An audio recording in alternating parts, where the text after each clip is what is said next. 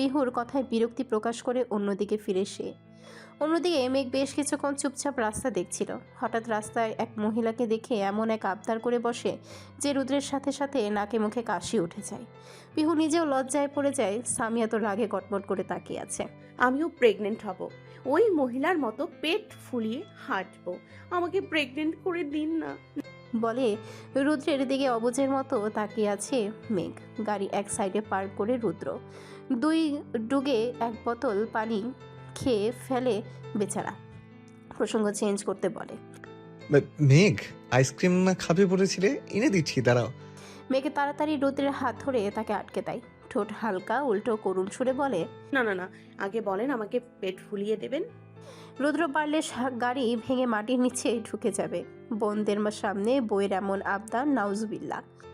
দেখো মেঘ, তোমার ফেভারিট চকলেট ফ্লেভারের আইসক্রিম আনছি, কেমন? না না না, আমাকে আগে ফুলিয়ে দিন, নয়তো আমি কাঁদবো। রুদ্র পরে ফ্যাসাদে মেয়েকে থামাতে বলে ওঠে। হ্যাঁ হ্যাঁ, ফুলিয়ে দেবো নে, এবার থামো প্লিজ। রুদ্রের কথায় কান্না থেমে যায় মেঘের। মুখে হাসি ফুটে ওঠে। পিহু মুখ চেপে হাসছে। রুদ্র তাড়াহুড়ো করে গাড়ি থেকে নেমে যায়। ডোর লক করে সামনের দোকানের দিকে এগোয়। যেতে যেতে বলে, খালি সজ্ঞানে আসো, তারপর দেখাচ্ছে এই পেট ফুলায় কেমনে। আইসক্রিম নিয়ে একটু পরই চলে আসে। মেঘের হাতে একটা, বাকি 2টা পেছনে দিয়ে গাড়ি স্টার্ট দেয়। আইসক্রিম পেয়ে খেতে লাগে মেঘ। মুখ ভরিয়ে ফেলেছে একদম। রুদ্র একটু পর পর টিস্যু দিয়ে মুছে দিচ্ছে তো ড্রাইভ করছে। সব সিনই পিহু মোবাইলে ক্যাপচার করছে। সামিয়ার খুবই অসহ্য লাগছে। ভেবেছিলাম এই মেয়ের নেশা হলে অপদস্থ হবে, রুদ্র ভাইয়া রেগে যাবে, তা না, আরো মাথা চড়ে বসে আছে। ইচ্ছে করছে একটা থাপ্পড় দিয়ে গাড়ি থেকে ফেলে দেই। সামিয়ার ভাবনা কাটে মেঘের কথায়। মেঘ তার হাতের অর্ধেক খাওয়া আইসক্রিমটা রুদ্রের দিকে বাড়িয়ে দিয়ে বলছে, নিন, আপনিও খান। সামিয়া চটজলদি বলে ওঠে, ইয়াক, তোমার মুখে, এই মেয়ের মুখে এটা খাবে কেন? মেঘ হালকা করে মাথা ঘুরিয়ে চোখ গরম করে বলে, এই ডাইনি চুপ, তোর মুখ দিয়ে গন্ধ বের হচ্ছে।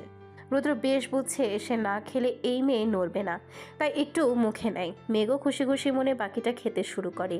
বাড়ির সামনে আসতেই পিহু ডুপ্লিকেট চাবি দিয়ে দরজা খোলে। রুদ্র মেঘকে নিয়ে রুমে চলে আসে। ঘরে দরজা লাগিয়ে একটা শ্বাস ফেলে মেঘের মুখ মুছে দিয়ে তাকে বিছানায় বসায়। নিজেও ফ্রেশ হতে যায়। ক্লান্ত সে চুল মুছতে মুছতে বের হয় ওয়াশরুম থেকে। হঠাৎ নজর যায় বিছানায় চুপচাপ বসে থাকা মেঘের দিকে। লাল শাড়ি ফর্সা শরীরে মিশে আছে, আবেদনময় লাগছে। গলার বাঁ পাশের তিলের দিকে চোখ যায়, জিভ দিয়ে ঠোঁট ভেজায়। তার গলা শুকিয়ে আসছে। ঘোর ধরা চোখে চেয়ে আছে। এক পা করে এগোয় মেঘের দিকে। মেঘ রুদ্রকে দেখে হুড়মুড়িয়ে ছুটে আসে। কোথায় ছিলেন আপনি? আমার এই ঘরে একা একা থাকতে ভয় লাগে তো, সবকিছু ব্ল্যাক ব্ল্যাক। মেঘ বলতে বলতে রুদ্রের খালি গায়ের দিকে নজর যায়। তার 6 প্যাক দেখে আঙ্গুল দিয়ে গুতুগুতি শুরু করে অবাক হয়ে বলে, আরে 6টা বিস্কিট। রুদ্র শান্ত, তবে তার চোখ নিশালো। মেঘের থুতনি এক আঙ্গুল তুলে একই দৃষ্টিতে তাকে ধরা গলায় উচ্চারণ করে, রেড ভেলভেট। মেঘ রুদ্রের পানে চোখ ছোট ছোট করে তাকিয়ে আছে। মেঘকে তার একদম কাছে টেনে আনে। দুজনের চোখের দৃষ্টি এক, তবে একজনের চোখে অবুঝপনা আর আরেকজনের নেশা। এক হাতে মেঘের কোমর পেঁচিয়ে আরেকটু উঁচু করে তাকে। মেঘ 2 হাতে রুদ্রের গলা জড়িয়ে ধরে। রুদ্রের অন্য হাত মেঘের চুলের মধ্যে গুজে মাথাটা একটু পেছনের দিকে টান দেয়। হঠাৎ গলার তিলটায় মুখ গুজে দেয়। ধীরে ধীরে নিচে ঠোঁট ছোঁয়ায়। 1বার 2বার, এভাবে বেশ কয়েকবার। হাত বিচরণ করছে কোমরে। রুদ্র আজ নিজের বুদ্ধি নেই। মেঘ বেশ কিছুক্ষণ চুপ থাকলেও এবার তার শ্বশুরই লাগছে। খিলখিলিয়ে হেসে ওঠে। হাসতে হাসতে বলে, আপনি কি করছেন? আমার তো কাতুকুতু লাগছে। মেঘের কথায় রুদ্র থেমে যায়। টনক নড়ে সে কি করছিল। দ্রুত মাথা তুলে নিজের কাজে নিজেই ভরকায়। শিট, কি করছিলাম? আই এম সো সরি মেঘ, আমি কোনো সুযোগ নিতে চাইনি। মেঘকে ছেড়ে দেয়। নিজেকেই নিজে গালি দিচ্ছে রুদ্র। মেঘ হুঁশে নেই। আর সে কিনা idiot Rudra, what are you doing? This is not your character. নিজের চুল টেনে ধরে। মেঘের দিকে তাকায়। বাট সে আমাকে টানছে কাছে, ভীষণভাবে কাছে টানছে। তখনই দরজায় কেউ নক করে।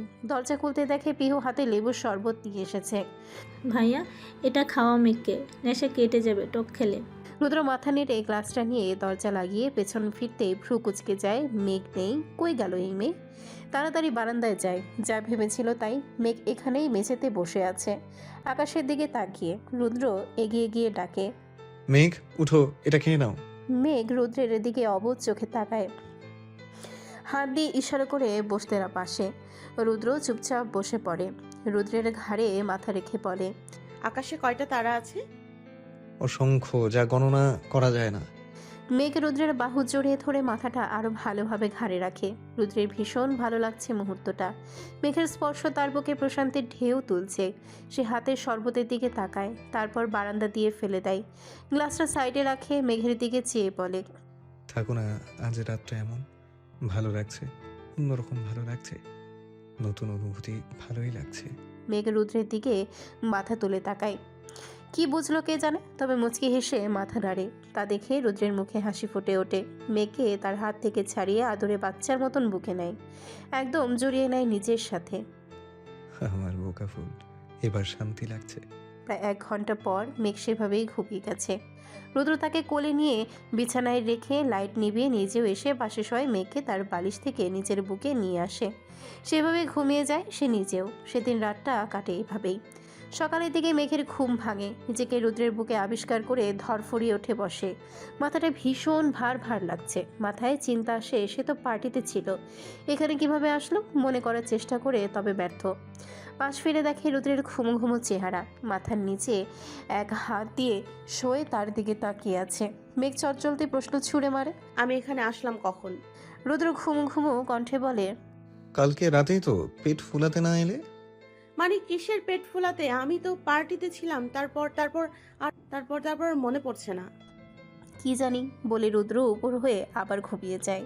মেঘের সব ভাবতে ভাবতে ফ্রেশ হয়ে চেঞ্জ করে নেয়, তারপরে নিচে নামে। পিহুকে ড্রয়িং রুমে দেখে তার পাশে গিয়ে বসে। মেঘকে দেখে পিহু হাসতে শুরু করে। আজও মামাকে কি জোকার লাগছে? এভাবে হাসছিস কেন? পিহু হাসতে হাসতেই বলে। ভাই, কালকে তুই যা করলি, এরপর আর না হেসে পারি? আমি আবার কি করেছি? তুই কি করিসনি সেটা বল। ওই আমার মা গো, আমার ভাইকে নাকানি চুবানি খাইয়েছিস। ওই আমার মা গো। পিহু বলছে আর হেসে হেসে আতবরা। মেঘ আবার কী সব বলছে এই মেয়ে। আমাকে ক্লিয়ার করে বলবি? পিহু মোবাইল বের করে কালকের গাড়িতে যে ভিডিওগুলো করেছে সেগুলো দেখায়। মেঘের চোখ ছানা পড়া। এটা কি আসলে সে? নিজেই চিনতে পারছে না। তার মনে একটু আগে রুদ্র পেট ফুলানোর কথা এটা মিন করে বলেছে। আস্তাগফিরুল্লাহ। লজ্জায় মেঘের মুখ লাল নীল হয়ে যাচ্ছে। পিহু বলে। ভাই, এটা তো কম। তুই ড্রাঙ্ক অবস্থায় আগে আরও যা যা করেছিস। সামিয়া আপুকে তো চুলে টেনে ধরে ডাইনি ডাইনি করেছিলি। মেঘ মনে মনে শেষ না জানিয়ে আরও কি করেছে কি। ছি, আবার মনে মনে খুশি হয় এক ওসিলায় এই মেয়েকে মেরেছে। তবে এখন রুদ্রের সাথে যেতে লজ্জা লাগছে। ভেবে দেয় তার সামনে কয়েকদিন যাবেই না, পিহুর সাথে ঘুমাবে। যে ভাবা সেই কাজ। সারাদিন রোদের আশেপাশেও ঘেঁষেনি মেঘ। সন্ধ্যার দিকে মেঘ দ্রুত ছাদের দিকে যায়। কাপড় আনতে ভুলে গেছে। তাদের বেডরুম পেরিয়ে যাবে ঠিক সেই মুহূর্তে কেউ তাকে টান মেরে মেঘ কিছু বুঝে ওঠার আগেই তাকে টান মেরে নিয়ে যায় কেউ। মেঘ দ্রুত তাকায়। রুদ্র দরজায় হেলান দিয়ে দাঁড়িয়ে, মুখ তার গম্ভীর। ভারী স্বরে বলে। সমস্যা কি? মেঘ এদিক সেদিক বলে। কোনো সমস্যা নেই। রুদ্রের দিকে তাকাতে পারছে না লজ্জায়। তো ইগনোর করছো কেন? ইগনোর কেন করতে যাব? তো সারাদিন ঘরে আসলে না, আমার থেকে লুকিয়ে লুকিয়ে ছিলে, এসব কি? আমি তো কাজ করছিলাম আম্মুর সাথে। রুদ্র এগিয়ে আসে মেঘের সামনে। মেঘের মাথা নিচু, ফ্লোরের দিকে তাকিয়ে। দ্রুত আমার মা তোমাকে সারাদিন গাধার মতো খাটায়, এটা বলতে চাচ্ছ? মাথা তুলে বলে ওঠে। না, ছি ছি ছি, কি বলেন?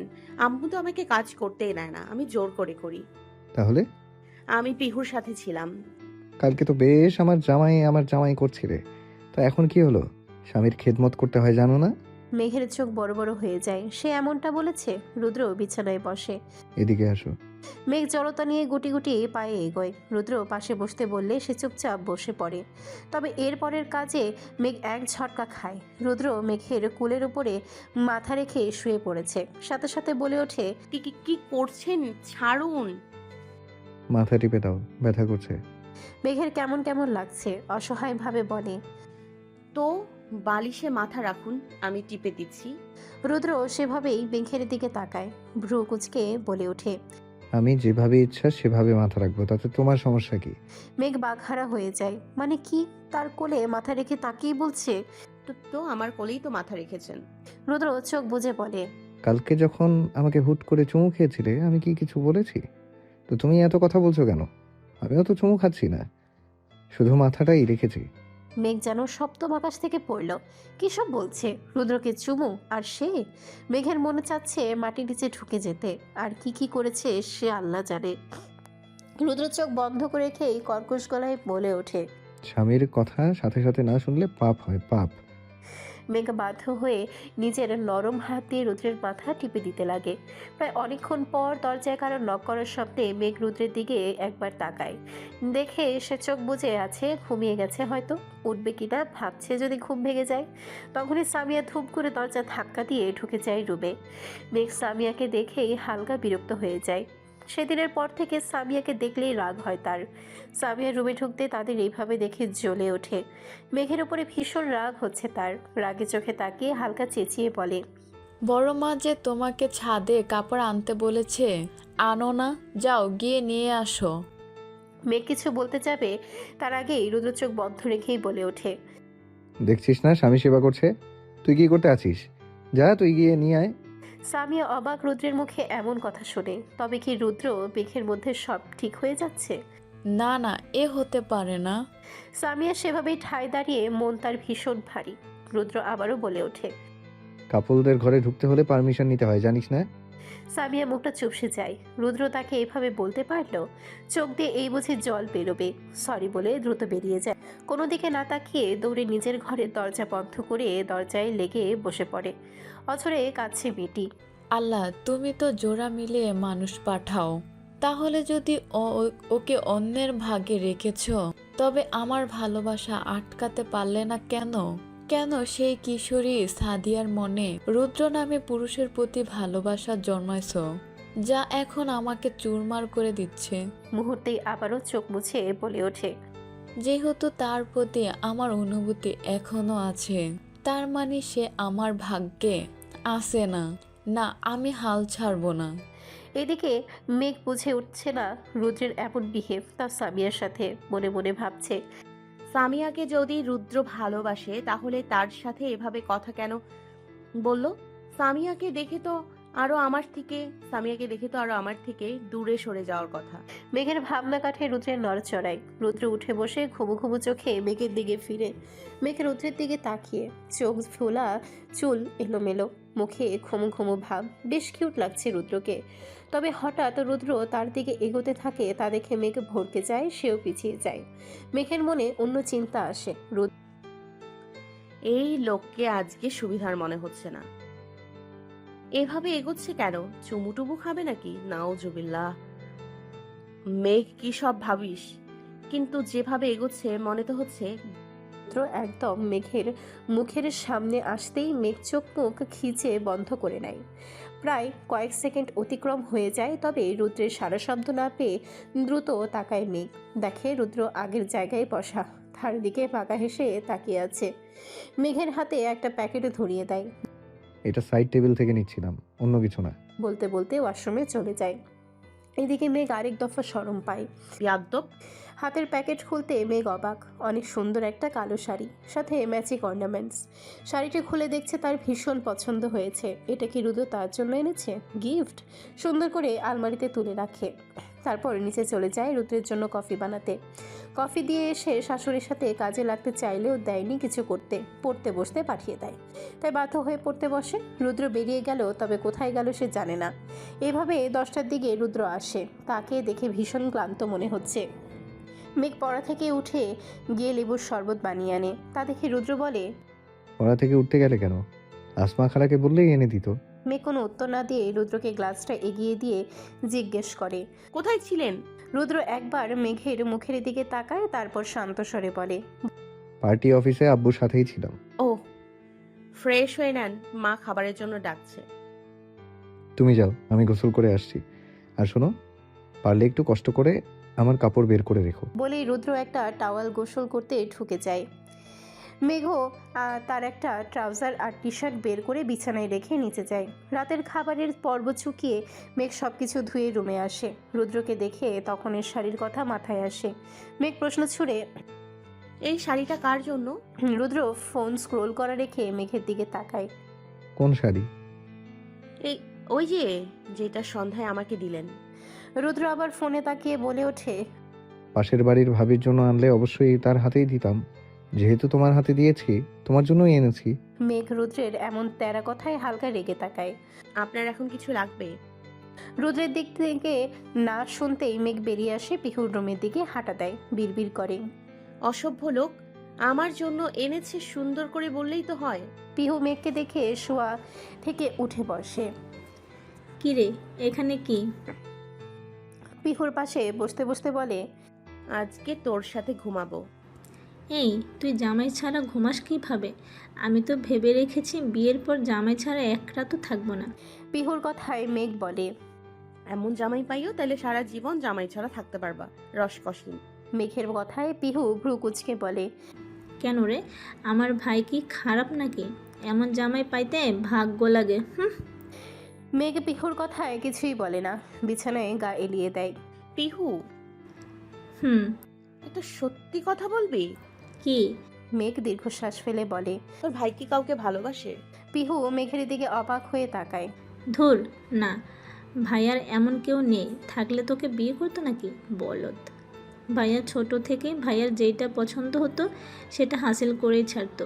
সেখানে ভালোবেসো ছেড়ে দিবে নাকি? মেঘ মন দিয়ে পিহুর কথা শোনে, কিছুটা চিন্তিত হয়। জিজ্ঞেস করতে মন চাচ্ছে সামিয়া তবে এমন বলল কেন, কিন্তু কিছুই বলেনি। তার জন্য যদি তাদের মধ্যে ঝামেলা হয়। জানিস, তোর ভাই আমাকে আজকে প্রথম গিফট দিয়েছে। কি দিয়েছে রে? শাড়ি। আরে বাহ, জানিস ভাইয়ার ড্রেসিং সেন্স খুব ভালো। আম্মুর বেশিরভাগ শাড়ি ভাইয়ারই পছন্দের কিনা। এ পিহু ভাব নিয়ে বলে।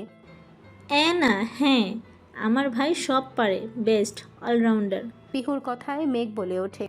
তোর ভাই ঘোড়ার ডিম পারে, আনরোম্যান্টিক বেটা, সুন্দর করে কথাই বলে না। ও আচ্ছা, তারপর? হঠাৎ রুদ্রের গলা শুনে চটজল দিয়ে দরজার দিকে তাকায় মেঘ। দরজায় হেলান দিয়ে দাঁড়িয়ে রুদ্রকে দেখে বোকা হাসে মেঘ। শুনে ফেলেছে। মেঘের দিকেই তাকিয়ে পিহুকে বলে, পিহু, একটা কফি বানিয়ে আনতো। পিহু ভাইয়ের কথা শুনতেই দ্রুত বেরিয়ে যায়। বেশ বুঝেছে প্রাইভেসি চাচ্ছে। মেঘ এদিকে পরে ফেসাদে। সেও পিহুর পিছিয়ে উঠে যেতে নাই, তবে রুদ্র তার হাত ধরে আটকে দেয়। তুমি কোথায় যাচ্ছ? মেঘে ততলিয়ে বলে। ওই পিহুর। তোমার যেতে হবে না। বলেই মেঘকে কোলে তুলে নেয়। মেঘ চমকে ওঠে। ঘটনা কি সেটা বুঝতে একটু সময় লাগে। ততক্ষণে রুদ্র হাঁটা দেয় ঘরের দিকে। মেঘ দ্রুত বলে ওঠে। এই কি করছেন? রুদ্রের এদিকে কোনো কথা নেই, নিজের মতো করিডোরে পেরিয়ে যাচ্ছে। আরে নিচে নামান। নো, চলো দেখাই আমি আসলে কি কি পারি। রুমে এসে দরজা লাগিয়ে দেয়। অন্যদিকে পিহু আড়াল থেকে তাদের নিজের রুমে যেতে দেখে মুচকে হেসে নিজের রুমে চলে আসে। মেয়েকে বিছানায় রেখে তার দুই পাশে বিছানায় হাতে ভর দিয়ে তাকায় তার দিকে। আমি আনরোম্যান্টিক? মেঘ মাথায় এদিক সেদিক করে বুঝায় না। রুদ্র অবাক হওয়ার ভান করে বলে, ও মা, কিভাবে বুঝলে? আমি তো এখনো তোমার সাথে কিছুই করিনি, তবে এখনো অনেক কিছু করব। আস্তে আস্তে মেঘের মুখের দিকে অগ্রসর হয়। তাদের মধ্যে ফাঁক হবে হয়তো 2 ইঞ্চি। রোদ্রের নিঃশ্বাস আছড়ে পড়ছে মেঘের দিকে। মেঘের বুকের ধুকভুকানি বেড়ে যায়। শ্বাস ভারী হয়ে আসছে। দ্রুত চোখ খিচে মুখ অন্য পাশে ঘুরিয়ে নেয়। রুদ্র মেঘের অবস্থা থেকে ফিক করে হেসে উঠে যায়। এখনো কিছুই করলাম না, আর এই অবস্থা করলে তো পাওয়াই যাবে না। আবার নাকি আমি উঠে গিয়ে লাইট অফ করে এসে অন্য পাশে শুয়ে পড়ে। মেঘ লজ্জায় লাল হয়ে আছে, নিজেই বিড়বিড়িয়ে। লোকটা দিন দিন লাগাম ছাড়া হয়ে যাচ্ছে, বারবার লজ্জায় ফেলে। না না না, এখানে থাকা যাবে না। বিছানা থেকে উঠতে নেয়, রুদ্র আটকে দেয়। কোথায় যাচ্ছ? পিহুর রুমে। রুদ্র টান মেরে মেঘকে নিজের বুকে ফেলে, জড়িয়ে ধরে চোখ বুজে নেয়। মেঘ হতবাক। এই প্রথম রুদ্র নিজ থেকে তাকে জড়িয়ে ধরেছে। রুদ্রের গায়ের ম্যানলি গন্ধটা এসে নাকে লাগে। মেঘের মনে অনুভূতিরা যেন নাচানাচি করছে, বুক ধুকপুক করছে, পেটে প্রজাপতিরা উঠছে, কেমন সুরসুরি করছে। এ কেমন অনুভূতি বুঝে উঠতে পারছে না। মেঘ নড়াচড়াও করতে পারছে না, তাই ছটফট শুরু করেছে। তবে রুদ্রের ধমকে শান্ত সেভাবেই শুয়ে থাকে। এক সময় ঘুমিয়ে যায় রুদ্রের বুকে। সকালে মেঘের ঘুম ভাঙে দরজায় কারো করাঘাতে। নিজেকে রুদ্রের বুকে দেখে আবারও লজ্জায় পড়ে মেয়েটি।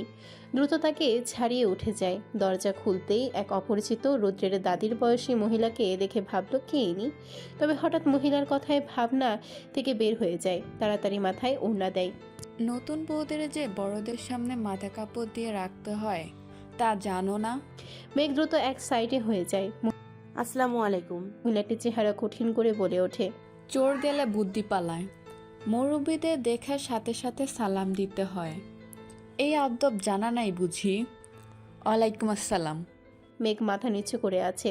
সে কি বলবে বুঝছে না। উনি ভেতরে ঢুকতে যাবেন তার আগেই রুদ্রের মা এসে হাজির। মা, তুমি এখানে? আর আমি সেই কখন থেকে খুঁজছি। আসো তো, খাবে।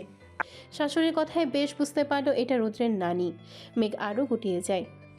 ছেলে বিয়ে করেছিস বললিও না, আবার এমন মেয়ে বিয়ে করিয়েছিস যে আদব কায়দা জানে না। রূপ ধুয়ে কি পানি খাবি? আর বউ এইসব কি পরে আছে? শাড়ি কই? রুদ্রের মা ওনাকে টানতে টানতে নিয়ে যাচ্ছেন। মা, এত কথা বলো না, প্রেশার বেড়ে যাবে। আসো আসো তো, তোমার জন্য কি রেঁধেছি দেখো। যেতে যেতে মেঘকে বলে যান। রুদ্রকে উঠিয়ে ফ্রেশ হয়ে নিয়ে নিচে নামো। মেঘ বাধ্য মেয়ের মতো মাথা নেড়ে রুদ্রকে ডাকতে যায়। কয়েকবার ডাকতে উঠছে না দেখে একটু এগিয়ে গিয়ে গুঁতা দেয় শরীরে, তাও উঠছে না। হঠাৎ নজর যায় রুদ্রের মুখের দিকে। কপালের সাইডে কালো কি যেন লেগে আছে। কৌতূহলী হয়ে রুদ্রের পাশে বিছানায় বসে সেটা কি দেখতে একদম রুদ্রের মুখের সামনে চলে আসে। যেই হাত দিতে যাবে অমনি হুট করে রুদ্রের চোখ খুলে ফেলে। মেঘ কিছুটা ভরকে যায়। দ্রুত পেছনের দিকে চলে আসে। দ্রুত চোখ ছোট ছোট করে তাকিয়ে মেঘের দিকে। আমার ঘুমের সুযোগ নিচ্ছিলে বুঝি? না না না, আমি তো আপনাকে ডাকছিলাম। রুদ্র বাঁকা হেসে বলে। ওহো, ডাকতে একদম কাছে আসা লাগে বুঝি? মেঘ থতমত খেয়ে যায়। অপরাধী নাই বলে, আপনার কপালে কি যেন ওইটা দেখ। ছি মেঘ, শেষমেশ আমার শরীরের দিকে কুনজর দিচ্ছ? আমার ভার্জিনিটি নষ্ট করতে চাচ্ছ? মেঘ বড় বড় চোখে তাকায়। রুদ্রের অভিনয় দেখছে। মনে মনে একটা কথাই আসে, পুরুষ অভিনয়ের জন্য সেরা রে। তখনই পিহু ডাকে। মেঘ দ্রুত দরজা খোলে। পিহু তার হাতে একটি জামদানি শাড়ি ধরিয়ে দিয়ে বলে। মা বলেছে এটা পড়তে। রুদ্র পেছন থেকে বলে, এই গরমে হুদাই শাড়ি পরতে যাবে কেন? আরে হিটলার নানি আসছে, তোমার বউকে শাড়ি ছাড়া দেখে ক্যাটক্যাট করছে, এখন মা বলল তাই দিয়ে গেলাম। বলেই পিহু চলে যায়। মেঘও দরজা লাগিয়ে বিছানায় এসে বসে। রুদ্র ফ্রেশ হতে গেছে। বেরিয়ে মেঘকে বসে থাকতে দেখে ভ্রু কুচকে বলে, কি ব্যাপার, বসে আছো কেন? নিচে নামতে হবে তো। আপনি যান, আমি রেডি হয়ে আসছি। কেন, একসাথে যাব? যাও রেডি হয়ে আসো। মেঘ অসহায় চোখে তাকায়। আমি বাথরুমে শাড়ি পরতে পারি না, আপনি যান তো, আমি আসছি। রুদ্র ভাবলেশীনভাবে বিছানায় বসে পেছনে দুই হাতে ভর দিয়ে মেঘের দিকে তাকায়। পড়া শুরু করো। মেঘ চমকে যায়। আপনার সামনেই? হ্যাঁ, তো কি হয়েছে? মানে আপনার সামনে কেমন করে কি? কেমন করে কি মানে? আমি কি পরপুরুষ নাকি? না কিন্তু। তো কিসের কিন্তু? মেঘ চিন্তায় পড়ে যায়। এদিকে রুদ্র বেশ মজা নিচ্ছে মেঘকে উত্ত্যক্ত করে। মেয়েটিকে অপদস্থ করতে বেশ লাগে। এদিকে মেঘ উপায়ন্তর না পেয়ে শাড়ি নিয়ে বাথরুমের দিকে হাঁটা দেয়। তা দেখে রুদ্র উঠে বারান্দায় চলে যায়। মেঘ স্বস্তির শ্বাস ফেলে। পেটিকোট আর ব্লাউজ নিয়ে ওয়াশরুমে চলে যায়। তারপর বেরিয়ে শাড়ি পরে নেয়। শাড়ির আঁচল ঠিক করতে করতে বলে, আমার শেষ, আপনি আসতে পারেন। রুদ্র বেরিয়ে আসে। মেঘের দিকে একবার তাকায়। নতুন বউ লাগছে, মাথায় কাপড় দিয়ে বেশ লাগছে। দুজনকে একসাথে নিচে নেমে আসে। টেবিলে বসতে মেঘের মাথার কাপড়টা পড়ে যায়। তা ঠিক করার আগেই কারো কর্কশ গলা শুনে চুপসে যায়। মাথার ঘোমটা সামলাতে পারে না মেয়ে, এত বড় সংসার সামলাবে কি করে? আমাদের সময় বউরা মাথায় এমনভাবে ঘোমটা দিত, রাখতো, সূর্যও চেহারা দেখতো না। পাশ থেকে দাদি বলেন, বেইন, বাদ দিন, ছোট মানুষ। রুদ্রের নানি মুখে খাবার নিতে নিতে বলে ওঠে, ছোট আর কেমন রইল, জামাই সোহাগ তো ঠিকই পাচ্ছে। এত বেলা থেকে ঘুম থেকে উঠলো। মেঘ সবেমাত্র পরোটার এক টুকরো মুখে দিয়েছিল। ওনার কথায় নাকে মুখে কাশি উঠে যায়। রুদ্র দ্রুত পানি এগিয়ে দিয়ে মেঘের পিঠে হাত দিয়ে ঘষে দেয়। বাকিরাও অপ্রস্তুত হয়ে পড়ে। এরশাদুল চৌধুরী আর এনামুল চৌধুরী দ্রুত খেয়ে উঠে চলে যায়। এই মহিলা যেখানে সেখানে যা তা বলে ফেলে, তাই আর রিস্ক নেয়নি। রুদ্র বলে ওঠে, ডার্লিং, তোমার বুঝি হিংসে হচ্ছে? আমার কেন হিংসা হবে? এসব বয়স জামাইয়ের আদর সোহাগ কাটিয়ে আসছি। তোদের 2-3 দিন হলো কেবল। মেঘ লজ্জায় আড়ষ্ট হয়ে আছে। বেশ বুঝতে পারছে এই নানি নাতি দুটাই লাগাম ছাড়া। তো মেয়ে রান্না বান্না পারো তো নাকি খালি খেতেই পারো? জি জি পারি না। তো পারলে তোমার শাশুড়ি রান্নাঘরে কি করে? আমাদের সময় তো শাশুড়িরা বউকে ঘরে এনেই রান্নাঘরে আশেপাশে যেতই না। আর এখনকার বউরা বেলা করে উঠে, শাশুড়িরা রান্না করে রাখে, আরামে খায়। রুদ্র কটাক্ষ করে বলে, বিয়ে করে কি চাকর এনেছি? বউ এনেছি। বউ হলো যত্নের জিনিস, গাধার মতো খাটানোর না। বুঝেছো বুড়ি? দেখিস দেখিস সিদ্দিকা, বিয়ে হতে না হতে আমার নাতিনকে হাত করে ফেলে শেষ। এই মেয়ে তো সংসার সংসার শেষ করে দিবে। রুদ্রের কথায় মেঘের বেশ ভালো লাগলেও পরবর্তীতে নানির কথায় মনটা খারাপ হয়ে যায়। সিদ্দিকা বেগম বলে ওঠে, আহ মা, এভাবে বলছো কেন? মেঘ আমাকে যথেষ্ট সাহায্য করে, তবে কাজ করতে আসলে আমি তাকে কাজ করতে দেই না। এখন তার সংসার সামলানোর মতো সময় হয়নি। সময় হলে আমি সব গুছিয়ে দেব। হ্যাঁ হ্যাঁ, এভাবে মাথায় তুলো ঘরের বউকে, পরে মাথায় উঠে নাচবে আর নামবেও না। মেয়েকে মনমরা দেখে রুদ্রের কানের কাছে মুখ নিয়ে বলে, নানুর কথা কানে নিও না। বয়স হয়েছে, কি বলে নিজেও জানে না। খাওয়ার পাট চুকাতেই মেঘ তার শাশুড়ির সাথে মিলে সব গুছিয়ে নেয়। আবারও নানি মেঘকে ডেকে পাঠায়। সে হাত মুছে দ্রুত ড্রয়িং রুমের দিকে এগোয়। লেট করলে আবার না জানি কি বলে বসে, সেই ভয়। রুদ্র, নানি, দাদি সবাই সোফায় বসে আছে। কাজ করছিল বিধায় আঁচল উঠিয়ে কোমরে বেঁধেছিল, তা খুলে ঠিক করতে করতে এগোয়। মেয়েকে দেখে রুদ্রের নানি জহুরি চোখে পরক করে। এই মেয়ে দাঁড়াও, দেখি দেখি পেট এমন ফোলা ফোলা কেন? মেঘ জায়গায় দাঁড়িয়ে যায়। সবার দৃষ্টি তার দিকেই। রুদ্রের দিকে চোখ যেতে কান গরম হয়ে যায় বেচারির। সে মুচকি মুচকি হাসছে। রুদ্রের নানি আবার বলে ওঠে, কি রে রুদ্র, সুখবর নাকি? মেঘের থেকে চোখ সরিয়ে শান্ত কণ্ঠেই বলে ওঠে, আরে বুড়ি, না না, বউটা আমার একটু গুলুমুলু মাত্র। খেয়েছে তো, তাই ফোলা ফোলা লাগছে। ফের মেঘের দিকে তাকায়। মেঘের দৃষ্টি রুদ্রের দিকেই, সাথে সাথে চোখ টিপে বলে, তবে বউয়ের ভালোবাসা বেশি বেশি পেলে খুব শীঘ্রই ফুলিয়ে দিতে পারি। মেঘ শক্ত করে শাড়ির আঁচলের কোণা চেপে ধরে আছে। মনে মনে দোয়া করছে, আল্লাহ দড়ি ফালাও, আমাকে এদের সামনে থেকে উঠায় নাও। কি মেয়ে মুক্তির মতো দাঁড়িয়ে আছো কেন? এদিকে এসে বসো। মেঘ ধীর পায়ে এগোয়। পাশে বসতেই তার হাতে ৩,০০০ টাকা গুঁজে দেয়। তখনও হাতে বাঁক দিছো না, তাই সালামি দিতে পারিনি। কিছু কিনে নিও, আসার সময় আনতে পারি তোমার জন্য। মেঘ বলে, না না, এর দরকার নেই। তবে নানির ধমকে চুপচাপ নিয়ে নেয়। বিছানায় মেঘ মনমরা হয়ে বসে আছে আর ড্রেসিং টেবিলের সামনে রুদ্রের কাহিনী দেখছে। ধূসর রঙের পাঞ্জাবি পরেছে, সাথে সাদা প্যান্ট। চুল ঠিক করছে। সমাবেশে যাবে বুঝি? বেশ নেতা নেতা লাগছে। মেঘ হঠাৎ বলে ওঠে, আমি জিম করব। হঠাৎ কথায় রুদ্র চিরুনি হাতেই ঘাড় হালকা কাত করে মেঘের দিকে তাকায়। ভ্রু নাচিয়ে বলে, ওয়াই? আমি দিন দিন মোটা হয়ে যাচ্ছি। তো আগে তো বাসায় কাজ কাম করতাম, আর এখানে আপনার মা কাজ করতেই দেয় না, খাওয়া ঘুম, তাই মোটা হয়ে যাচ্ছি বেশি। তো রুদ্রের খাপছাড়া কথায় একটু রাগ লাগে মেঘের। বসা থেকে উঠে রুদ্রের পিছে দাঁড়ায়। আমি জিম করব, পেট কমাবো। তার কোনো দরকার নেই। কেন? রুদ্র রেডি হয়ে পেছনে ফিরে হঠাৎ এক হাতে মেঘকে পাজা কোলে করে তুলে নেয়। মেঘ ভয় পেয়ে সাথে সাথে রুদ্রের গলা জড়িয়ে ধরে। কই মোটা, এক হাতেই তো অনায়াসে তুলে ফেললাম। আরে নামান। মেঘকে নামিয়ে দিয়ে সানগ্লাসটা পরতে পরতে বলে, আই লাইক চাবি গার্লস। বাই দ্য ওয়ে, আমি কিন্তু বইয়ের গায়ে হাত তুলবো না। কিল দেওয়া তো দূরের কথা, জিমের কথা বাদ দিয়ে পেটের তিলগুলো রিমুভ করানোর কথা চিন্তা করো। শুনেছি পেটে তিল থাকলে জামাইয়ের হাতে কিল খায়। বলে বাঁকা হেসে মেঘের দিকে তাকায়। মেঘের তো থাওয়া বেঁধে যায়। মানে তার পিঠের তিল সে কিভাবে জানলো? চটজলদি বলে ওঠে, এই আপনি দেখলেন কিভাবে? ঘর থেকে বেরিয়ে যেতে যেতে বলে, বারান্দার দরজা লাগিয়েছিলে, জানালা তো লাগাওনি। মেঘ দ্রুত সেদিকে তাকায়। দেখে আসলেই জানালা খোলা, এমনকি পর্দাও দেওয়া নেই। ছি, উনি তার মানে? গাল গরম হয়ে গেছে। দ্রুত বিছানায় শুয়ে ব্ল্যাঙ্কেটের নিচে মুখ লুকিয়ে নেয়। কেউ নেই ঘরে, অথচ ভীষণ লজ্জা লাগছে। সেদিন আর ভার্সিটি যাওয়া হয়নি নানির জন্য। মেঘকে ডেকে নিয়ে যায় বাগানে। সেখানে মাটির চুলা বসিয়েছে। মেঘকে নাকি এটাতেই দুপুরে রান্না করতে হবে। মেঘ বেশ চিন্তায় পড়ে যায়। সে মাটির চুলা ধরাতেও পারে না, রান্না কিভাবে করবে? তবে নানির করা আদেশ, তাকে এটাতেই রান্না করতে হবে। আর কি করার, শাশুড়ির সাহায্যে আগুন ধরিয়ে রান্না বসিয়ে দেয়। দুপুরের আগেই সব রান্না শেষ করে। সবাই খেয়ে বেশ প্রশংসা করে, নানিও সন্তুষ্ট হয়।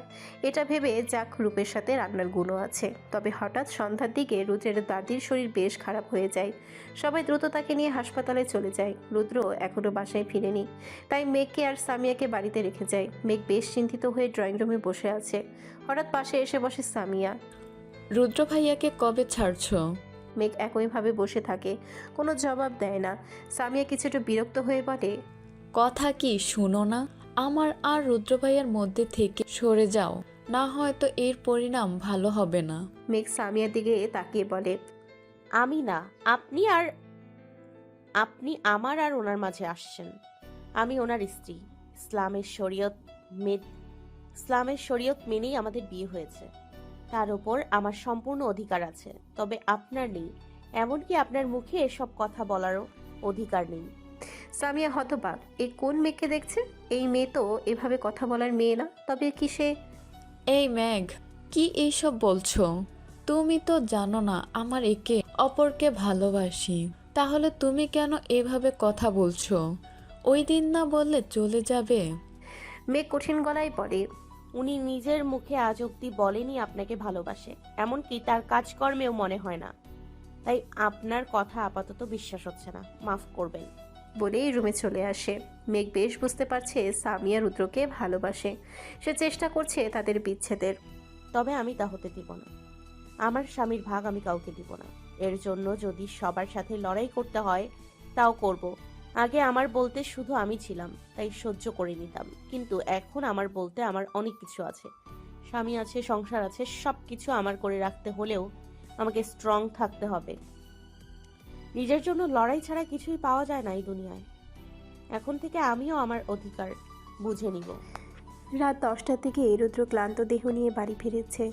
সেদিক থেকে দাদির কাছেই ছুটে গিয়েছিল, এতক্ষণে আসলো। সাথে করে এনামুল চৌধুরীর ছোট ছেলে তাহমিদকে নিয়ে এসেছে। কলেজে দূরে হওয়ায় ক্যাম্পাসের হোস্টেলেই থাকতো সে। তবে দাদির অসুস্থতার কথা শুনে চলে এসেছে। আসসালামু আলাইকুম ভাবি, কেমন আছো? মেঘ নরম স্বরে জবাব দেয়। ওয়ালাইকুম আসসালাম। এই তো আলহামদুলিল্লাহ ভালো। তোমার কি খবর? এই তো ভালোই। মেঘ রুদ্রের দিকে ফিরে সোফায় গা এলিয়ে দিয়ে মাথাটা পেছন দিকে হেলান দিয়ে বসে আছে। দেখে বোঝা যাচ্ছে ভীষণ ক্লান্ত। পাঞ্জাবিটা ঘেমে লেপ্টে আছে।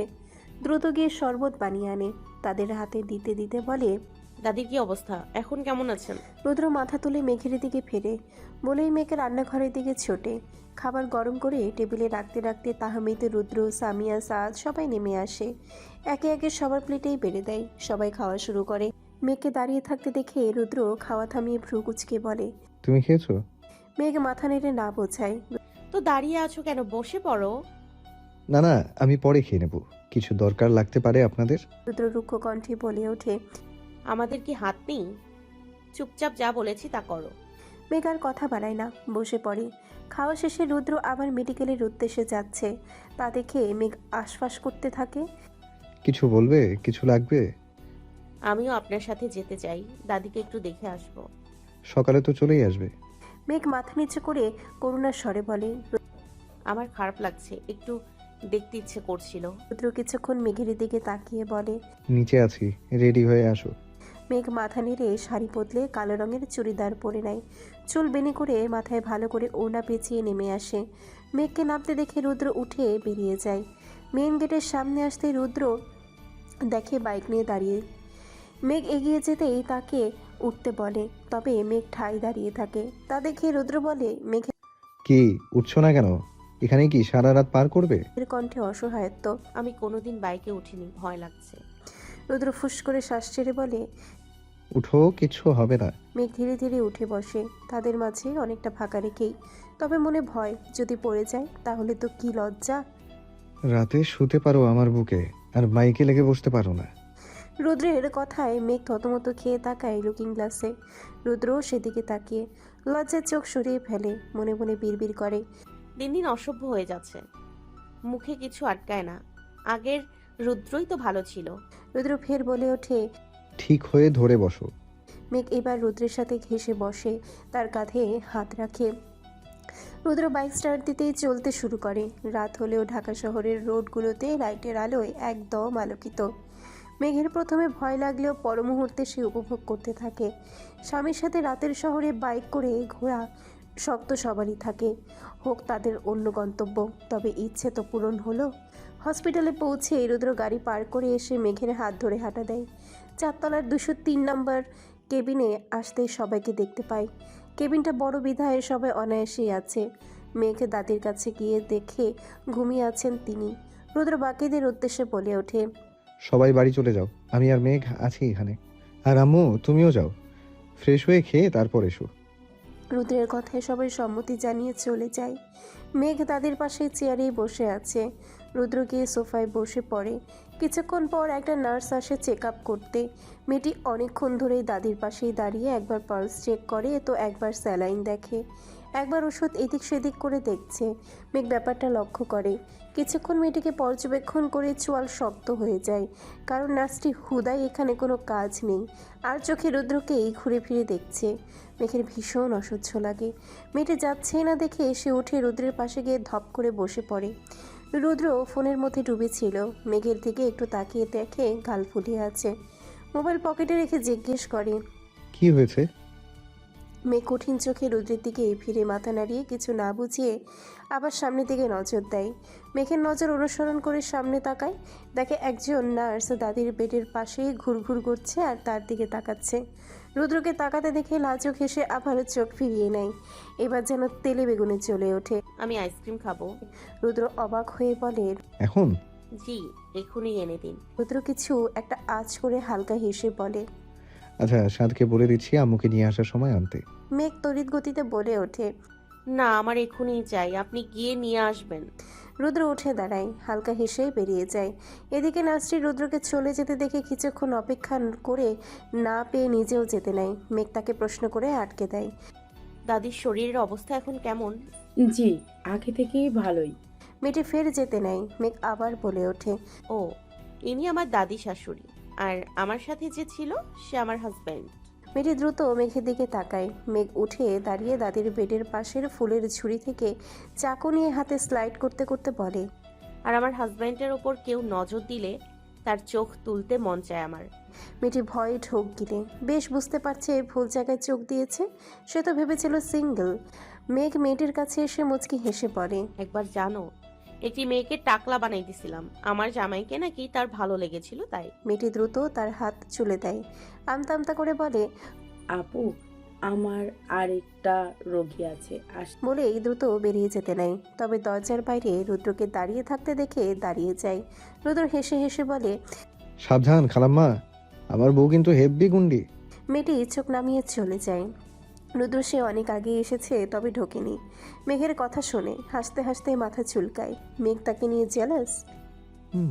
ইন্টারেস্টিং। রুদ্র আসতেই মেঘ চুপচাপ গিয়ে বসে পড়ে সোফায়। রুদ্র দুটো আইসক্রিম এনেছে মেঘের জন্যই, তবে মাথায় দুষ্ট বুদ্ধি আসতেই বলে, আরে নার্সটি কোথায় গেল? মেঘ চেহারা গম্ভীর করে বলে, ওরে দিয়ে আপনার কি? আরে 2টা আইসক্রিম এনেছিলাম, একটা তাকে দিব ভেবেছিলাম। মেঘের মুখটা পরক্ষণে চুপসে যায়। রেগে হাতের আইসক্রিমটা রুদ্রের হাতে দিয়ে বলে, যান গিয়ে খুঁজে দুইটাই দিয়ে আসুন। রুদ্র অবাক হওয়ার ভান করে বলে, ওমা, তুমি খাবে না? না। আচ্ছা, তাহলে যাই খুঁজে দিই। রুদ্রের কথা শেষ হওয়ার আগেই মেঘ দ্রুত রুদ্রের হাত থেকে নেয়। 2টার প্যাকেটই খুলে কামড় বসায়। তা দেখে রুদ্র শব্দ করে হেসে ওঠে। জেলাস বুঝি? মেঘ রাগে চোখে একবার তাকিয়ে আবার মাথা নিচু করে নিজের খাওয়াতে মন দেয়। এই লোকের সাথে কথাই বলবে না আপাতত। কিছুক্ষণের মধ্যে রুদ্রের মা চলে আসে। আজ রাত তিনিই থাকবেন। তারপর রুদ্র ও মেঘ নিয়ে বাসায় চলে আসে। 2 দিন পর মেঘেরা ভার্সিটির মাঠে বসে আছে, ক্লাস শেষ। তাদের ডান পাশে রুদ্র তার গ্যাং নিয়ে আড্ডা দিচ্ছে। মেঘ ঘুরে ফিরে তাকে আর চোখে লক্ষ্য করছে। হঠাৎ কোথা থেকে একটি মেয়ে এসে রুদ্রের সামনে দাঁড়ায়। হাতে থাকা ফুল রুদ্রের হাতে দেয়। হুট করে দেয় রুদ্র তার হাতে নেয়। মেয়েটি লাজুক কণ্ঠে বলে, রুদ্রের কপালে হালকা বিরক্তির ছাপ পড়ে। সোজা হয়ে দাঁড়িয়ে যায়। কিছু বলতে যাবে, নজর যায় মেঘের দিকে। তাদের দিকেই এক ধ্যানে করার চোখে তাকিয়ে। রুদ্রের হাতে মেয়েটির দেয়া ফুল দেখে মনটা খারাপ হয়ে যায়। মেঘ উঠে দাঁড়ায়, দ্রুত পায়ে হাঁটা দেয়। অন্যদিকে ফিরে বাকিরা জিজ্ঞেস করলে কিছুই বলে না। রুদ্র দ্রুত ফুলগুলো নিচে ফেলে রাগী চোখে তাকায়। কোন ডিপার্টমেন্টের? মেয়েটি ভড়কে যায় হঠাৎ এমন প্রশ্নে, তবে নিজেকে ঠিক রেখে বলে। আর কিছু বলার আগেই রুদ্র একটা রাম ধমক দিয়ে ওঠে। শারাপ, আর একটা কথা বলে গাল লাল করে দেবো মেয়ে। বলেই মেঘ যেখানে বসেছিল সেদিকে তাকিয়ে দেখে বাকিরা সেখানেই, তার মানে ক্যাম্পাসের পিছে মেঘ একা গেছে। চিন্তিত হয়ে সে সেদিকে ছুটে যেতে যেতে মেয়েটিকে এটাও বলে যায়, আমার বউ তোমার থেকে 1000 গুণ সুন্দর, চরিত্র আরো বেশি সুন্দর, এমন ক্যারেক্টারলেস না। রাহুল শান্তরা ব্যতীত বাকি সবাই অবাক হয়ে যায় রুদ্রের কথায়। তার বউ মানে? এই প্রশ্ন সবার মনেই জাগে। মেঘ হাঁটছে, সেখানে তার দম বন্ধ লাগছিল। কেন জানি এই কয়দিন রুদ্রের পাশে অন্য কাউকে সহ্যই হয় না।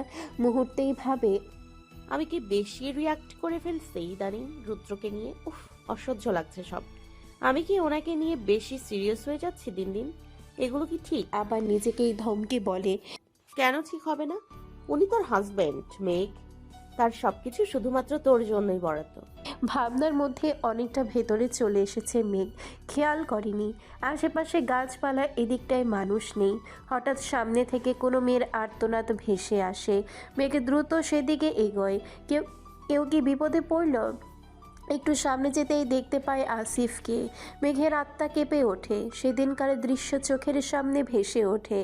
জলদি পায়ে পেছন ফিরে আসতে নেয়, তবে আবারও মেয়েটির কান্নার শব্দ শুনে পা থেমে যায়। মেয়েটিকে আসিফ সহ কয়েকজন মিলে আটকে রেখেছে। আসিফ বাজেভাবে টাচ করছে। বিপদে দেখে যেতেও পারছে না, আবার মেঘ একা কী করবে ভেবেও পায় না। মোবাইলও নেই যে রুদ্রকে বা পিহুদেরকে জানাবে। মেয়েটির কাপড়ে হাত দিতে দেখে উপায়ন্তর না পেয়ে পাশ থেকে বড় একটি ইটের টুকরো নিয়ে আসিফের পিঠ বরাবর ছুঁড়ে মারে। সাথে সাথে ব্যথায় আসিফ মেয়েটিকে ছেড়ে দেয়। পরক্ষণে আরও অনেকগুলো পাথর একে একে ছুঁড়ে মারতে থাকে। উপস্থিত সবাই হঠাৎ হামলায় মুঠোমুঠি ব্যথা পেয়ে মেয়েটিকে ছেড়ে দেয়। এই সুযোগে মেঘ চিৎকার করে ওঠে। মেয়েটি ইজ্জত বাঁচাতে দৌড় লাগায়। তা দেখে মেঘও পেছন ফিরে দৌড় দেয়, তবে বেশি দূর যেতে পারেনি। পেছন থেকে কেউ বড় একটা পাথর মেঘের পিঠ বরাবর ছুঁড়ে মারে। মেঘ তাল সামলাতে না পেরে হুমড়ি খেয়ে পড়ে। আসিফরা সবাই মেঘকে ঘিরে ফেলে। আসিফ হাসতে হাসতে বলে, মেঘ ভয়ে জড়সড় হয়ে যায়। মনে মনে ভীষণ করে দোয়া করছে আল্লাহ যেন রুদ্রকে পাঠিয়ে দেয়, নয়তো এরা তাকে ছিঁড়ে খাবে। আসিফ হাঁটু গেড়ে বসে মেঘের মুখে হাত দিতে যাবে, সে ঝাড়া মেরে হাত সরিয়ে দেয়, আরও পিছিয়ে যায়। আসিফ শব্দ করে হেসে ওঠে। বলতে বলতে মেঘের চুলের মুঠি ধরে টেনে দাঁড় করিয়ে দেয়। ব্যথায় মেঘ চিৎকার করে ওঠে। এতে যেন আসিফ আরও পৈশাচিক হাসিতে মেতে ওঠে। বলেই মেঘের গা থেকে টান মেরে ওড়না নিয়ে নেয়। মেঘ দ্রুত হাত দিয়ে আড়াআড়িভাবে বুকে ধরে। আকুতির স্বরে বলে, পালাও আপু, তাড়াতাড়ি, প্লিজ আমাকে ছেড়ে দিন। এমনটা করবেন না প্লিজ, আপনার পায়ে পড়ি। আসিফ বজ্রকণ্ঠে বলে ওঠে। মেঘ অবাক হয়, রুদ্র তার জন্য আসিফের আঙ্গুল কেটে দিয়েছে। তবে মুহূর্তেই আরও ভয় গ্রাস করে, তাকে টেনে নিয়ে যাচ্ছে। সে কাঁদতে কাঁদতে চিৎকার করতে থাকে, কেউ বাঁচাও, রুদ্র আপনি কোথায়? বাঁচান আমাকে। রুদ্র পেছনটায় আসতেই দেখতে পায় একটি মেয়ে কাঁদতে কাঁদতে দৌড়ে আসছে। রুদ্রকে দেখে তার সামনে এসে দাঁড়ায়।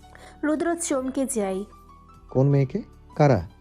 বলতে বলতে মেয়েটি কান্নায় ভেঙে পড়ে। রুদ্রের বুকে ছ্যাদ করে ওঠে। এদিকে তো মেঘ মাত্র আসলো, তবে কি আসিফের হাতে মেঘ পড়েছে? টেনশনে কিছু না ভেবেই দৌড় লাগায়। কিছু দূরে যেতেই মেঘের ওড়না নিচে পায়। তা দেখে রুদ্রের শরীর কাঁপতে শুরু করে। শ্বাস বন্ধ হয়ে আসছে। দ্রুত আরও সামনে এগিয়ে যায়। মনে মনে দোয়া করছে, হে আল্লাহ, আমার মেঘের কোনো ক্ষতি করো না, আমার পবিত্র ফুলে আঁচ রাখতে দিও না। আর একটু সামনে যেতেই রুদ্রের চোখে মুখে আগুন জ্বলে ওঠে। পাশে একটা লাঠি পায়ে তা হাতে নিয়ে দৌড়ে যায়। এদিকে আসিফ মেঘকে জোর করে গাছের আড়ালে ধাক্কা দিয়ে ফেলে, যার ফলে কোমরের দিকে ধারালো কিছু লেগে অনেকটা জায়গা কেটে যায়। নিজের শার্ট খুলতে খুলতে এগোয়। মেঘ ভয়ে ব্যথা ভুলে পিছিয়ে যেতে থাকে। হঠাৎ মাথায় আঘাতে এসে দাঁড়িয়ে যায়। মাথায় হাত দিতেই রক্ত হাতে আসে। পেছন ফিরতেই রুদ্রের মুখ ভেসে ওঠে। রুদ্র কিছু না বলেই এলোপাতাড়ি মারতে থাকে। রুদ্রের এমন হিংস্র রূপ দেখে বাকি ছেলেগুলো পালিয়ে যায়। একসময় লাঠিটি ভেঙে যায়। হাত থেকে ফেলে আসিফের কলার ধরে দাঁড় করিয়ে তার রক্তাক্ত মুখে আগুনের ফুলকির ন্যায় চোখে চোখ রেখে বলে ওঠে, তুই আবারও রুদ্রের জিনিসে হাত দিয়েছিস। আগেরবার তোর আঙ্গুল কেটেছি, এবার তোর কি অবস্থা হবে তুই ভাবতেও পারবি না। আবারও মারতে যায়। তবে আসিফ রুদ্রের বুকে ধাক্কা মারে, যার ফলে কয়েক পা পিছিয়ে যায়। সেই সুযোগে আসিফও পালায়। রুদ্র মেঘের দিকে ফিরে। মেয়েটির এলোমেলো চুল, কাঁদন ভেজা চেহারা দেখে বুকটা মুচড়ে ওঠে। কেউ যেন রুদ্রের কলিজা টেনে ছিঁড়ে ফেলছে, এমন যন্ত্রণা হচ্ছে। পা আটকে আছে, সামনে এগোনোর শক্তি পাচ্ছে না। মেঘ কোনোভাবে উঠে পা টেনে টেনে রুদ্রের কাছে আসছে। রুদ্র দ্রুত এগিয়ে গিয়ে তাকে শক্ত করে জড়িয়ে ধরে, যেন একটু হালকা হলে কেউ নিয়ে যাবে। মেঘের পা হাওয়ায় ভাসছে। সেও রুদ্রকে জড়িয়ে ধরে কেঁদে ওঠে। মেঘ কাঁদতে কাঁদতে বলে ওঠে, আপনি এত লেট করলেন কেন? আর একটু হলে আমাকে। ডুকরে কেঁদে ওঠে। রুদ্র মেঘকে আরও টাইট করে ধরে গলায় মুখ গুজে বলে, না না, তোমার কিচ্ছু হতো না, আমি হতে দিতাম না। আমার খুব ভয় করছে, ওরা আবার আসবে, আমাকে বাজেভাবে ছুঁয়ে দেবে। তো বাসায় চলো। মেঘের শরীরে ভীষণভাবে কাঁপছে। মেঘের চুলের ভাঁজে নিজের মুখ ডোবায়। দুফোঁটা জল বেরিয়ে আসে চোখ বেয়ে। কিচ্ছু হয়নি, আর কেউ স্পর্শ করবে না। তোমার প্রতিটা ভাঁজে ভাঁজে শুধু আমার স্পর্শ থাকবে, আর কারো না জান। এভাবেই প্রায় 10 মিনিট পর মেঘের মাথাটা তুলে মুখটা 2 হাতের আজলায় নিয়ে নেয়। চোখের পানি মুছে দেয়, কপালে আলতো করে ঠোঁট ছোঁয়ায়। ভয় পেও না, আমি আছি তো, কিচ্ছু হতে দেব না। আমি থাকতে কেউ তোমার কিচ্ছু করতে পারবে না মেঘ, কেউ না। আবারও মেঘের মাথাটা নিজের বুকে চেপে ধরে। বুকটা ব্যথা করছে, অশান্তি করছে। একমাত্র এই মেয়েই সরাতে পারবে। মেঘকে ছেড়ে নিজের ব্লেজার তার শরীরে দিয়ে ওড়না নিয়ে কাটা পা বেঁধে দেয়। ধারালো কিছু লেগে কেটেছে হয়তো। অতপর পাজা কোলে তুলে নেয়। মেঘ রুদ্রের গলা জড়িয়ে চুপটি করে তার বুকেই পড়ে থাকে। কোনো কিছু না ভেবেই ভরা ক্যাম্পাসের মধ্য দিয়ে মেঘকে নিয়ে তার গাড়ির কাছে আসে। আশেপাশে সবাই অবাক রুদ্রের কোলেতে মেঘকে দেখে। পিহুরা, রাহুলরা ছুটে আসে। সবাই চিন্তিত হয়ে বলে, কি হয়েছে ওর? অনু দ্রুত বলে, তুই ওকে নিয়ে কোথায় যাচ্ছিস? রুদ্র একবার তাদের দিকে তাকিয়ে পিহুকে বলে, আমি মেঘকে নিয়ে যাচ্ছি, তোর জন্য গাড়ি পাঠিয়ে দেব। বলেই গাড়িতে উঠে পড়ে। ড্রাইভারকে হাসপাতালে যেতে বলে। এদিকে মেঘ রুদ্রের বুকে চুপটি মেরে লেগে আছে। পা ড্রেসিং করিয়ে মেঘকে নিয়ে বাসায় চলে আসে। কেউ জিজ্ঞেস করলে বলে পড়ে ব্যথা পেয়েছে। তাকে এই রুমে নিয়ে আসে। মিঠি এখনও ভয়ে জড়সড় হয়ে আছে। রুদ্র ব্লেজারটা খুলে দেখে যে আমার অনেক জায়গা ছিঁড়ে ছিঁড়ে আছে। চোখটা অফ করে জুড়ে একটা শ্বাস নেয়। আই সোয়ার, আমি তোর এমন অবস্থা করবো যে তুই নিজেকে দেখে নিজেই ভয় পাবি। ওয়ার্ড্রপ থেকে মেঘের কাপড় বের করে মেঘকে ডাক দেয়। মেঘ, চেঞ্জ করে আসো। তবে মেঘের সারা শব্দ নেই। আবারও ডেকে ওঠে। মেঘ, এবার কাঁধে হাত রাখতে চমকে ওঠে। ভয় পেয়ে নিজেকে গুটিয়ে নেয়। বাসায় যাব প্লিজ। না না না। রুদ্র দ্রুত গিয়ে তাকে ধরে। হেই মেঘ, আমি রুদ্র। রুদ্র, তুমি এখন বাসায় একদম সেফ আছো। মেঘ রুদ্রের কথায় তার পা ঘেঁষে বসে, ক্লান্ত শ্বাস ফেলে। রুদ্র শান্ত স্বরে বলে, ফ্রেশ হয়ে আসো, ভালো লাগবে। মেঘ মাথা নাড়ে। তা দেখে রুদ্র তাকে পাজা কোলে নিতে যায়। ওয়াশরুমে এগিয়ে দিতে মেঘ হঠাৎ আহ করে ওঠে। রুদ্র নিশ্চিন্তিত হয়ে তাকে বসে ফ্লোরে হাঁটু কেড়ে বসে পা এদিক সেদিক করে দেখছে। কি হয়েছে মেঘ? দেখি পায়ে ব্যথা করছে। মেঘ চোখ মুখ কুচকে আছে, মাথা নেড়ে না করে। তো আর কোথায় লেগেছে দেখি। কোমরে পেছনের দিকে ব্যথা করছে। রুদ্র উঠে সেদিকে চোখ যেতেই হাত মুঠিবদ্ধ করে ফেলে। ফার্স্ট এড বক্স নিয়ে এসে বসে। কাপড় খুলো। মেঘে এই অবস্থার মধ্যেও রুদ্রের কথায় চোখ বড় বড় করে তাকায়। রুদ্র তার তাকানো দেখে থতমত খেয়ে বলে, আই মিন এদিকে কাপড়টা একটু সরাও, ড্রেসিং করে দিব। না না না, আমি করে দিব না। রুদ্র আর কিছু বলে না, নিজেই সারিয়ে সেই জায়গা পরিষ্কার করতে থাকে। মেঘ দাঁত চেপে জ্বালা সহ্য করছে। ব্যান্ডেজ করে দিয়ে রুদ্র হঠাৎ সেখানে ঠোঁট ছোঁয়ায়। মেঘ চোখ বুজে নেয়। না না, আমি করে দিব না। এই কই এই ছোঁয়া, কই এই ছোঁয়া তো আমার একটু বাজে লাগছে না, অস্বস্তি হচ্ছে না। রুদ্র উঠে মেঘের হাতে কাপড় দিয়ে বলে এখানেই চেঞ্জ করতে। সে বাইরে আছে। মেঘ মাথা নেড়ে চেঞ্জ করে নেয়। কিছুক্ষণ পর রুদ্র খাবার নিয়ে হাজির হয়। যত্নসহ মেঘকে খাইয়ে ব্যথার ওষুধ খাইয়ে দেয়। মেঘ চুপচাপ এসব পর্যবেক্ষণ করছে আর অবাক হচ্ছে রুদ্রের আচরণে। সে তাকে নিয়ে এত ভাবে, এর মধ্যে বাড়ির সবাই এসে মেঘকে দেখে গেছে। মেঘ চুপচাপ শুয়ে আছে। রুদ্র গোসল করে বেরিয়েছে মাত্রই মেঘের পাশে নিজেও শুয়ে পড়ে। চোখ বুঝতেই মেঘের হঠাৎ কথায় পাশ ফিরে তাকায়। আপনি কি আমাকে ছেড়ে দেবেন? কি কারণে? মেঘে দীর্ঘশ্বাস ছেড়ে বলে এই যে আমাকে অন্য ছেলে ছুঁয়েছে, আমি এখন অপবিত্র। এমন মেয়ে তো কেউ পছন্দ করে না বউ হিসেবে, সমাজে আবর্জনা। আপনিও নিশ্চয়ই খারাপ ভাবছেন। মেঘের চোখের কোণে বেয়ে 2 ফোঁটা জল গড়িয়ে পড়ে। রুদ্রের বুকে গিয়ে লাগে কথাগুলো। মেঘ নিজেকে আবর্জনার সাথে তুলনা করছে। তার মাথায় তো এমন ধরনের কথাই আসেনি। একটানে মেঘকে নিজের বুকে নিয়ে আসে। মাথায় হাত বুলিয়ে দিতে দিতে বলে আমার মাথায় এসব চিন্তাও আসেনি মেঘ, বিলিভ মি, আমি তোমার টেনশনে ছিলাম। একটু থেমে আবারও বলে ওঠে তুমি আমার কাছে স্নিগ্ধ পড়ি, আমার পবিত্র বোকা ফুল। তোমার চরিত্রে কোনো দাগ লাগেনি। আমি জানি তুমি নির্দোষ। তোমার শরীরে যেই নোংরা ছোঁয়া লেগেছে তা আমি মুছে দেব বউ।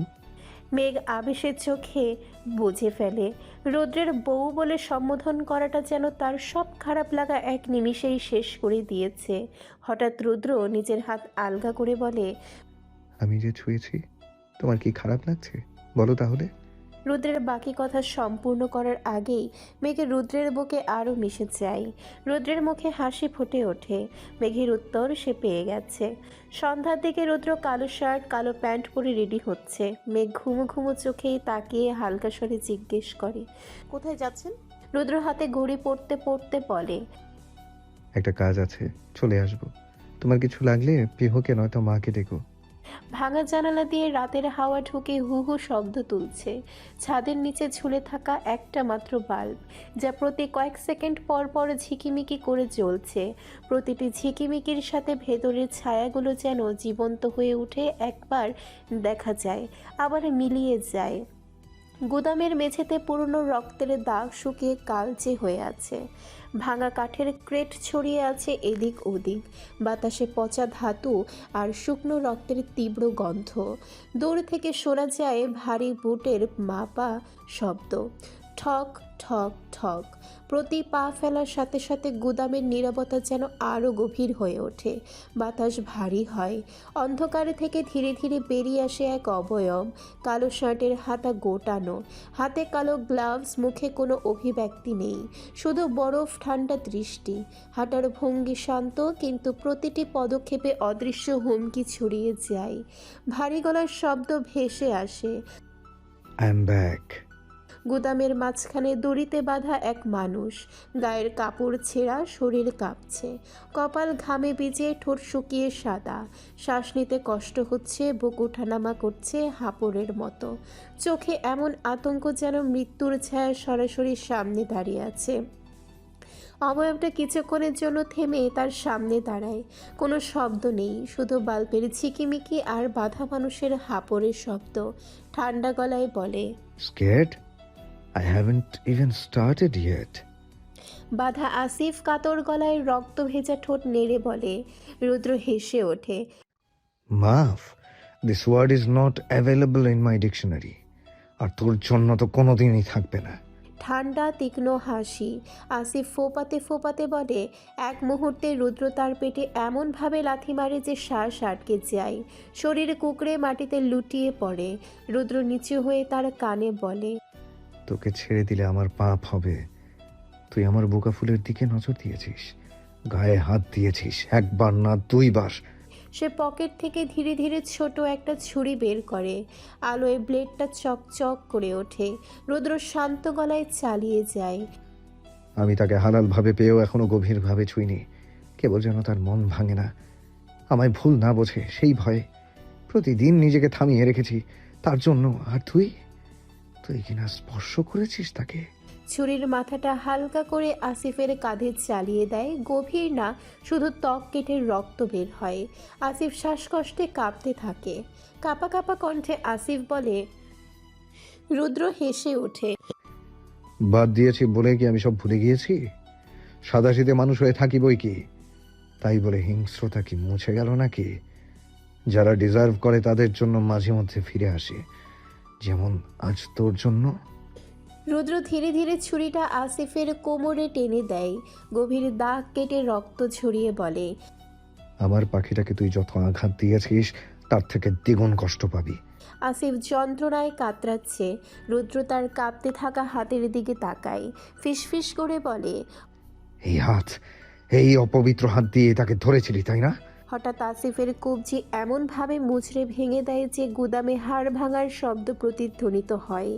আসিফের চিৎকার গলা ফাটিয়ে বেরিয়ে আসে। রুদ্র শান্ত স্বরে বলে। শুনছিস? এই শব্দটা মনে রাখ, পরের শব্দ তোর বুকের ভেতর থেকে আসবে। রুদ্র দড়ি কেটে তাকে মাটিতে ফেলে দেয়। তারপর পাশে থেকে বিশাল একটা পাথর টেনে আনে, আসিফের পায়ের পাতার উপরে ছেড়ে দেয়। হাত গুড়িয়ে যায়। আসিফের শরীর কাঁপতে থাকে। রুদ্র ঝুঁকে তার কানে বলে। মেঘ তোর জন্য চোখের জল ফেলেছে, তার পায়ে ব্যথা লেগেছে, তুইও বেদনা বুঝে নে। পাশ থেকে জ্বলন্ত আগুনে গরম করা রডটি উঠিয়ে নেয়। আসিফ ভীতিকর চোখে তাকিয়ে। রুদ্র এগিয়ে এসে রডটি আসিফের অন্য হাতে চেপে ধরে। আসিফ গগন কাঁপিয়ে চিল্লিয়ে ওঠে। রুদ্র ঝংকার তোলা শব্দে বলে ওঠে। একটা কথা বললে রডটি তোর মুখের ভেতরে যাবে। তারপর কিছু একটা ভেবে কপালের রগ ফুলে ওঠে। হঠাৎ ভয়ঙ্কর হাসি দিয়ে ওঠে। রুদ্রর এই হাসিতে আসিফ কেঁপে ওঠে। এর পেছনের হিংস্রতা তো সে জানে। তোর মুখে আবারও মেঘের নাম নিয়েছিস? ইয়াক, ইট সাউন্ডস টু ব্যাড। হঠাৎ রুদ্র আসিফের জিভ ধরে টেনে বের করে, ঠান্ডা গলায় বলে। নে, এবার থেকে আর এত বাজে কণ্ঠে আমার মেঘের নাম উচ্চারণও করতে পারবি না। ছুরি দিয়ে জিভ কেটে দেয়। আসিফের মুখের রক্ত, কণ্ঠ থেকে গার্গল শব্দ বের হয়। চিৎকার করতে গিয়েও পারে না। গলা কাটা মুরগির মতো ছটফট করছে। সামনের আয়নায় নিজের প্রতিবিম্ব দেখে নিজের কলিজায় কেঁপে উঠছে। রুদ্র দাঁড়িয়ে নিজের হাত গ্লাভস খুলে বলে। এখনকার মতো শেষ। সে ফোনে কল দেয় কাউকে, শান্ত গলায় নির্দেশ দেয়। এটাকে গাড়িতে তুলে ওর বাড়ির সামনে ফেলে দিয়ে চলে আসিস, যেন সবাই দেখে এর পরিণতি। রুদ্র হাঁটতে হাঁটতে বেরিয়ে আসে। পেছনে পড়ে থাকে রক্তে ভেজা ভাঙা আসিফ। নিঃশ্বাসের শব্দ পর্যন্ত কষ্টে আটকে যাচ্ছে। অন্যদিকে মেঘের মাথায় হালকা চাপটি মেরে সুমনা রেগে বলে। যদি সুস্থ হতি এতক্ষণে তোকে মেডিকেল পাঠাতাম মেরে। মেঘ ইনোসেন্ট ফেস করে সুমনাকে জড়িয়ে বলে। বিশ্বাস কর, ওনার সাথে বিয়ের কোনো কথাই ছিল না। হঠাৎ কি থেকে কি হলো, আর যেই পরিবেশে আমাদের বিয়ে হয়েছে এটা নর্মাল বিয়ে বলা যায় না। আমাদের মধ্যে কোনো সম্পর্ক স্বাভাবিক না, আর উনিও না করেছিলেন বিধায় আর বলা হয়নি। সুমনা নাক ফুলিয়ে বলে। তাই বলে আমাকেও বলবি না? আমি তোর বেস্ট ফ্রেন্ড। বলতে বলতে সুমনার চোখে হালকা পানি চলে আসে। মেঘেরও ভীষণ গিল্টি ফিল হচ্ছে। আসলেই যেই সুমনাকে সব কিছু শেয়ার করত, তার থেকে আজ এত বড় কথা লুকিয়ে রেখেছিল। মেঘের চোখেও পানি চলে আসে। ভয় কাজ করছে মনের মধ্যে। তাদের ফ্রেন্ডশিপে কি এই নিয়ে ঝামেলা হবে? সুমনার দুই হাত ধরে মেঘ। আমাদের এই সম্পর্কে নিশ্চয়তা ছিল না। বিশ্বাস কর, প্রথম প্রথম ভেবেছি হয়তো শীঘ্রই আমাদের ছাড়াছাড়ি হয়ে যাবে, তাই ওনার সাথে আমার নাম জড়িয়ে কাউকে বলতে চাইনি। সুমনা চুপ। মেঘ ফের বলে। প্লিজ আমাদের ফ্রেন্ডশিপটা নষ্ট করিস না। তুই ছাড়া আমার কেউ ছিল না দুটো মনের কথা বলার মতো। তুই আমার দুঃসময়ে বোনের মতো পাশে ছিলি, তোকে আমি হারাতে চাই না।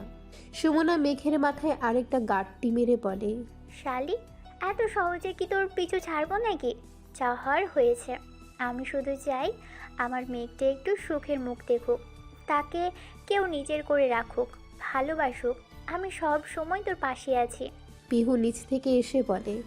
কি ব্যাপার, সুযোগ পেলে আমাকে রেখে নিজেরা হাঁক করে ফেলিস? যা, ব্রেকআপ। মেঘ সুমনা হেসে দুজনেই দুই হাত বাড়িয়ে দেয়। পিহু ছুটে এসে তাদের জড়িয়ে ধরে। তাদের মনে মনে একটাই দোয়া, এই বন্ধুত্ব যেন আজীবন থাকে। হয়েছে, এবার নিচে আয়, মা ডাকছে নাস্তা করতে। মেঘকে ধরে ধরে নিচে নিয়ে আসে। সারাদিন ঘরে বসে থাকতে ভালো লাগছিল না তার। নিচে ছোটরা সবাই নাস্তা করছে, সাথে টুকটাক গল্প করছে। সাদ মাত্রই বাসায় ঢুকেছে গার্লফ্রেন্ডের সাথে চ্যাট করতে করতে। হঠাৎ মেয়েলি হাসাহাসির শব্দে সোফার দিকে নজর যায়। পিহু মেঘের সাথে আরেকটি মেয়ে দেখে সেদিকে তার চোখ আটকে যায়। বেবি পিঙ্ক কালারের টপস পরা গুলুমুলু একটা মেয়ে হাসছে, যার ফলে রসগোল্লার মতো গালগুলো ফুলে উঠছে। সাদ যেন সেখানেই আটকে যায়। নাইস। হঠাৎ ফোন ভাইব্রেশনে ধ্যান ভাঙে। তার গার্লফ্রেন্ড কল দিয়েছে। কেন জানি বিরক্ত হয় মেয়েটির উপর। কল কেটে সুমনাদের দিকে এগিয়ে যায়। সাদ সুমনার আশেপাশে ঘুরঘুর করছিল, একটু চান্স পেলে কথা বলবে বলে, কিন্তু এই মেয়ের খাওয়াই অফই হচ্ছে না। কিছুক্ষণ পর মেঘ ওয়াশরুমে যাবে, তাই পিহু তাকে ধরে নিয়ে যায়। তারা যেতেই সাদ ধাম করে সুমনার পাশে বসে পড়ে। বসেই এদিক সেদিক তাকিয়ে চুলে বারবার হাত দিয়ে ঠিক করছে। সাদ কিছুটা বিরক্ত হয়ে বিড়বিড় করে।